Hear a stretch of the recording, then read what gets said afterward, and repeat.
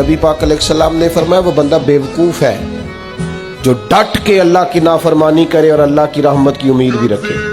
یہ تو بیوقوف آدمی کی علامت کہ نہ سنت پہ عمل کیا جائے، نہ شریعت پہ عمل کیا جائے، نہ نماز کی پابندی کی جائے، نہ حلال حرام کی تمیز کی جائے، اور ڈٹ کے کہا جائے کہ اللہ بڑا مہربان ہے معاف کر دے گا، ڈٹ کے کہا جائے کہ دوزخ میں تو کیا میرا سایہ نہ جائے گا.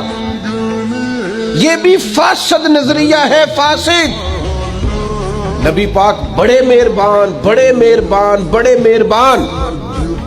اور سید عائشہ صدیقہ رضی اللہ تعالیٰ عنہ فرمانے لگی اپنی ذات کے لیے نبی پاک نے کبھی کسی سے بدلہ نہیں لیا، لیکن اگر کوئی اللہ کی حد توڑتا تھا نا، رب کے دین کی حدود پامال کرتا تھا تو حضور جلال کرتے تھے.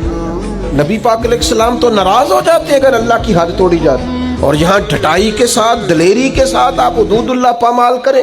یہ فاسد نظریات ہیں.